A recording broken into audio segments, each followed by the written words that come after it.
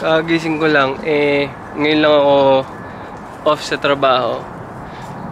Ano ngayon Friday ngayon. So, mula Tuesday hanggang kahapon, Tuesday, Wednesday, Thursday, pumasok ako. Tapos, bukas, Saturday, Sunday, papasok ulit ako. 12 hours yung trabaho. So, ngayon lang ako may chance gawa ng kotse.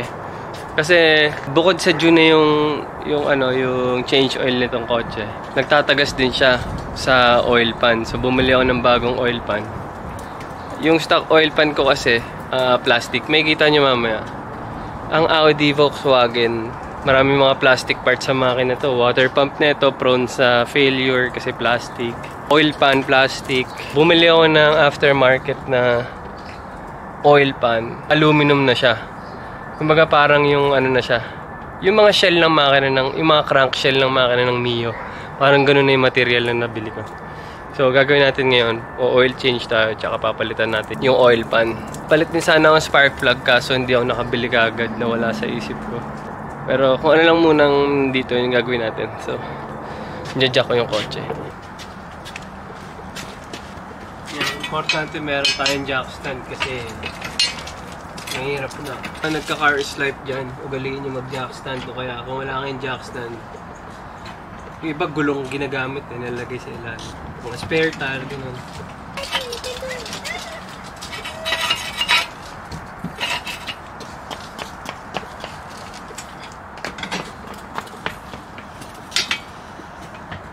Ako pala to gina-jack kasi para ma-access ko yung tatanggalin ko kasi yung oil pan.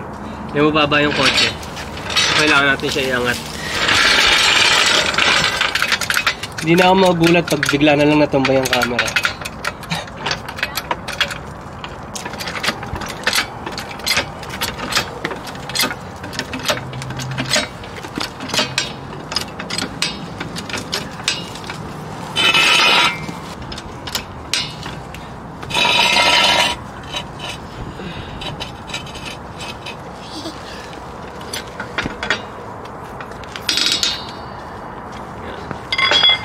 So, naka-jack stand na. Kasi iwan ko pa yung jack na nakaganyan. Para super safe, di ba? Ito pala yung oil na binili ko. Liquid moly pa rin gamit ko, pero bumili ako nito. Liquid moly na Molygen. Same na siya na ginagamit ko na liquid moly nung previous ko na oil change, which is liquid moly na 5W40 din. Pero, ang difference nito is yung Molygen. Parang food coloring, kumbaga isipin mo yung tubig, lagyan mo food coloring, di ba? Parang ganun. Ang purpose nun, para in case na, di ba papalitan ko yung oil pan dahil yun nga yung tingin kong may leak eh. In case na may iba pa siyang leak, makikita natin kasi may kulay yung oil. Makikita natin kung saan siya lalabas. So for now, ito muna. Gagawin natin oil change. Yan, papakita ko sa inyo yung leak.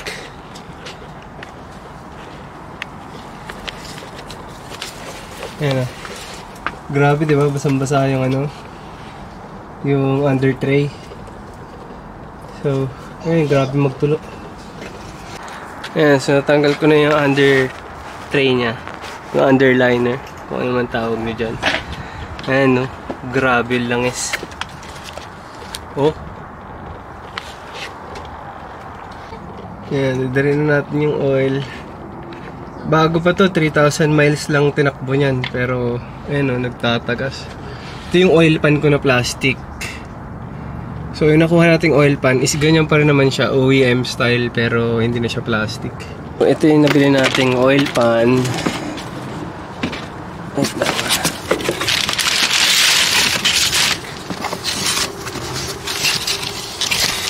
So, kompleto siya yung oil pan bolts, kompleto. Pero itong bolts, OEM to. OEM bolts. Tapos ito yung pan.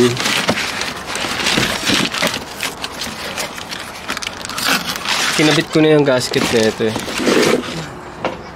Ito yung bagong oil pan. Same style siya. Pero yun nga. Cast aluminum na. Diba? Meron siyang kasamang gasket din. Meron mga nabibiling mas mo. Ito kasi bili ko dito. Ano eh. $214 to eh. Meron mga metal pan na mas mura. Pero yung mga walang kasamang gasket. Ang kailangan mong gawin doon yung parang 3 band. gasket maker kailangan mo. Eh, ganun din. Natatakot ako eh. Wala naman akong experience sa mga buo-buo ng makina nun na Mio. Nakikita ako, pero prone sa tagas yung mga ganun. Diba, pagka nag-zero gasket ka sa motor, tapos triban lang ginamit mo, tatagas, ganun. Kaya mas pinili ko yung mas mahal para OEM style pa rin, goma. So, may kasama na rin siya magnetic drain plug. So, yun. Torque wrench, bumili ako. Kasi, para nasa spec yung torque ng mga bolt. Yung torque wrench natin. Mura lang to, naka-sale. $14.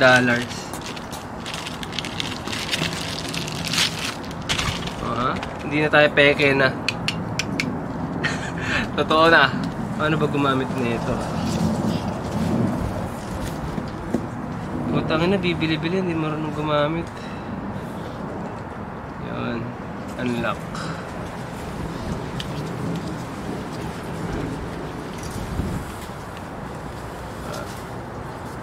Foot pounds.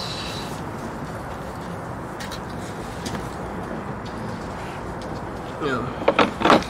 Mamaya na yan.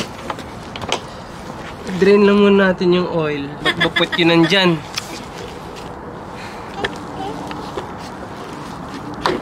Ano ba yun?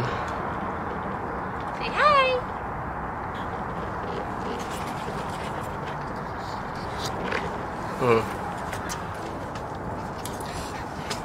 Medyo matagal yan mag-drain eh. Buksan ko yung ibabaw para mabilis.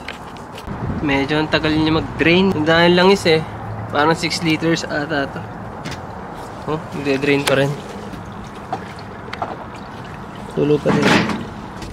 Ay, matanggal. Ano pa atang tornilyo eh.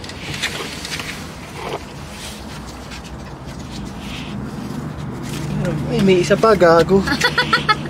Ano ba? Ang hirap kaya dito sa ilalim. Dapat may ligtad ka na.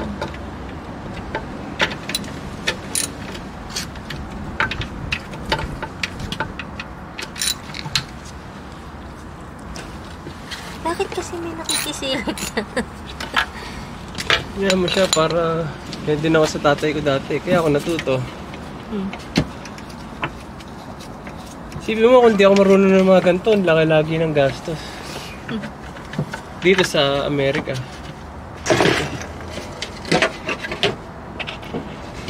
May nakalagay spot focus. Okay lang nun. Click mo. Yung gitna? Para spot focus cancel. Kaya natanggalan natin yung oil pan. Lagay ko lang ito dito para... nahilo ko din ah. Tingnan nyo to. Grabe yun lang is oh. Plastic kasi siya. Yung bago nating oil pan. Ano na? Tawag doon? Bakal ba? Alloy. Aluminum, ganun. So ngayon, kailangan natin linisin yung paglalapatan. Hindi ko ma-video yun. Gawa ng ano eh. Ang sikip sa ilalim. Pero, linisin ko muna. Ayan, so nilinis ko yung pan. Kailangan lang natin ayusin yung pagkakalagay na itong gasket. Kasi, hindi lapat eh. Sakit talaga ng mga Audi to. Tagas. Meron akong Audi dati, yung B8 na Avant. Ito, lalagay ko yung picture dito. Ayan, so yung Audi ko na yan, binili ko yan nung pagdating namin nila sa dito kasi nga, yung 370 2-seater. Tapos kailangan ko ng backseat. Eh, wala. Grabe magtagas yung kotse. Pasabog na yung turbo, ganun. Kumbaga pogi lang siya pero wala nang kwenta. Mas mahal na yung paggawa kaysa sa kotse. So binenta ko. Sabi ko nun ayoko na ng Audi eh, pero dumating tong Audi na to. Okay naman, maayos. So, inaalagaan ko na lang sa maintenance para hindi lumala. Din tayo ng mga bolts. Lahat to bago. Para bago lahat, di ba? Ito yung bolt ng oil level sensor. Tsaka, bolt ng oil pan. So, sasalpa ko na siya sa ilalim. Goods na yan. Kaya natin punasan itong para ganda lapat. Amen. 20 yan. Kakabit mo lahat yan? O syempre, 20 volts.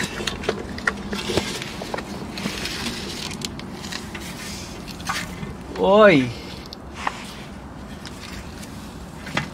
Puta, bigat, sir.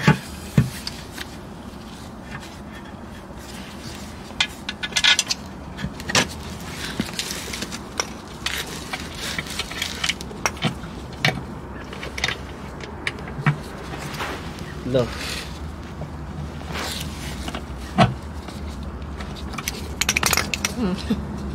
Kagong hirap gumalaw dito. Pinupulikat yung braso ko, puta.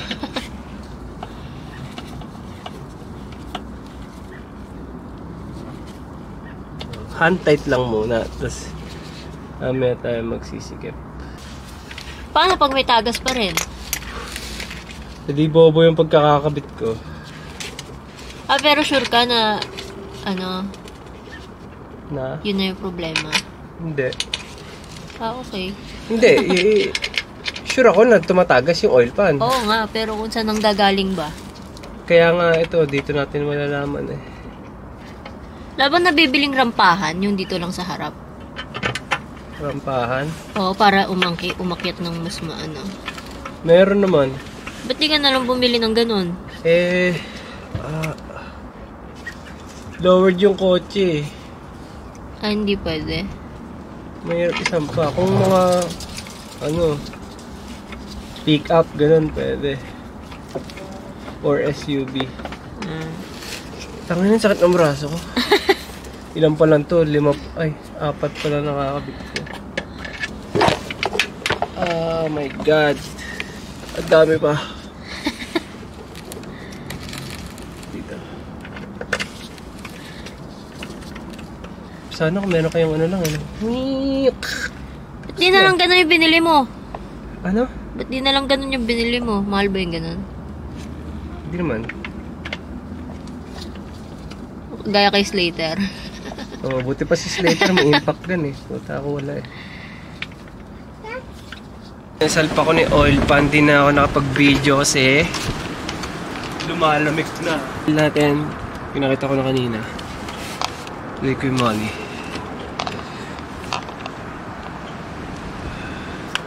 Sana wala nang tagas. May natatanong ako kanina eh, tumatagas doon sa bolt eh. Pero, ito natin. Pangit yung torque wrench na nabili ko. Hindi accurate. Naputulan ako ng bolt. Buti natanggal. Oil pan pa naman. Busin natin tong isang oil na to. Ay, gago.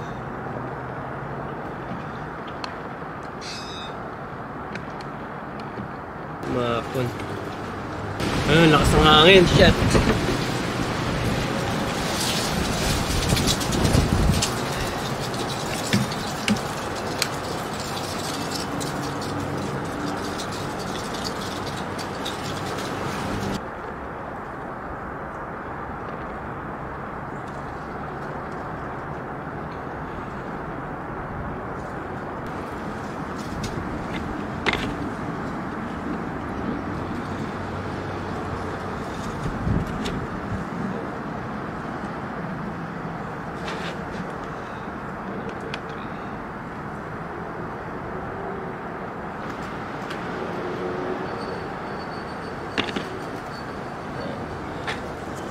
Goods. Pag di ko kasi ito pinunasan, paghihinalaan kong tagas to. Kaya, kailangan laging oil free. Natin start.